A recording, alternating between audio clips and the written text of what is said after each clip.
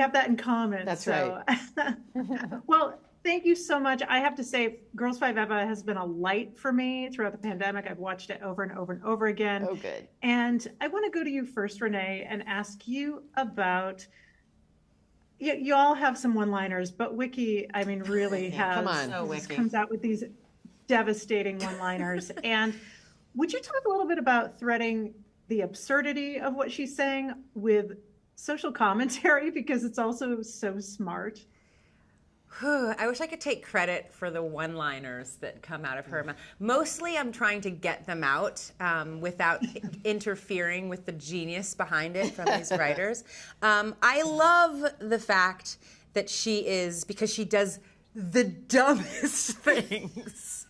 She literally does the biggest, grandest, dumbest things in the entire world. Like single-handedly, if you have to blame one person for everything that's wrong with this script, it's Wiki. And yet, she is not dumb. Yeah. Because the wordsmithing that comes out of her mouth, the way that she sees the world, the trademark, just the concept of trademark, knowing that and being so aware that her mouth could trademark is like so great. And it's one of those things like Ghislaine, like the invisible piano that I pray never kind of fades away. They have so many new good ideas. I hope they never lose that component of her personality, because the balance between the genius and the utter stupidity is so perfect.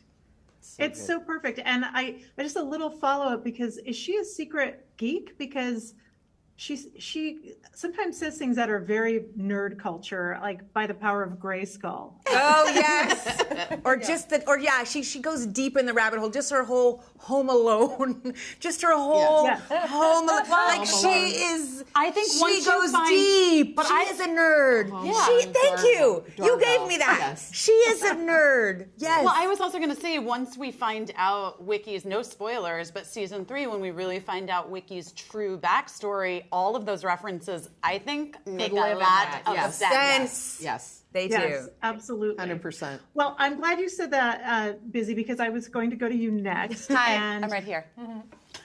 You are right there. And I would love to ask you a little bit about Summer's journey of coming into herself, kind of shedding these identities that she gloms onto for the men that she's with, and becoming a businesswoman. Would you talk a little bit about playing her evolution? Becoming a CEO. I think that Summer's journey, honestly, since the beginning of the series to this 3rd season, has been super interesting. And one of the reasons why I love doing this show so much, that every single one of these women has this full exploration of identity. And for Summer, I think, it's highly relatable for any woman of a certain age, or maybe, I don't know, any age, to look at their life and think, what were the choices that I actually made because it was a thing that I wanted to do? And what were the choices that I made because of outside influence of either men or society that's, sort of culturally informed by men, whatever, and what are the pieces of myself that are actually me? And I feel so deeply for her trying to figure it out. What do you want to wear? What do you want to look like? If you take all of those things off the table and you're just doing it for yourself, who are you? And what do you have to offer? And I think that that's a thing that she struggles with in the first 2 seasons, especially what does she have to offer? And she really figures it out a little. Yeah, she does. I love that for her. Me too. And, Paula, I have to ask, Gloria's on this journey. Trampage. A trampage! To vet every kind of woman. Yes. There are some very specific, the Dar Williams tattoo. Yes. You and I spoke about Dar Williams. Yes. That's specific. How much do you have input on the queer stuff? I actually sometimes do a little bit.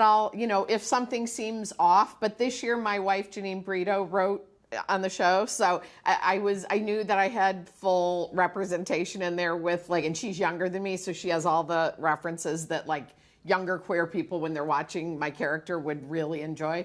But that wolf cut, that whole parade of things was so funny. And I've actually written sketches at SNL where I had like I got pummeled by a queer journalist or something that thought that some young white straight guy wrote that sketch and said like those are outdated references back when I was on Twitter, and then I'd go back on there and I'd be like, well, I'm a 50-year-old lesbian and that was my sketch and I wrote it. So, you know, it was Indigo Girls or something. They're like, it's more, you know, they name a newer group. And so I just really enjoyed all those where I immediately spot all these things. And that the heart of that scene, Meredith and I both got teary in that scene when we were shooting it, because the idea of we're in the middle of America, this is not my place, these are not my people, I'm not going to be able to find any people here. And then all these gay ladies drove like 3 hours to come see my character, Hospice. Don't write it down. Don't write it down. Unfortunately, Sarah, I'm so sorry. I have to wrap. They're giving me a heart out because you all have to go live. Stop it. No worries. You know I love you.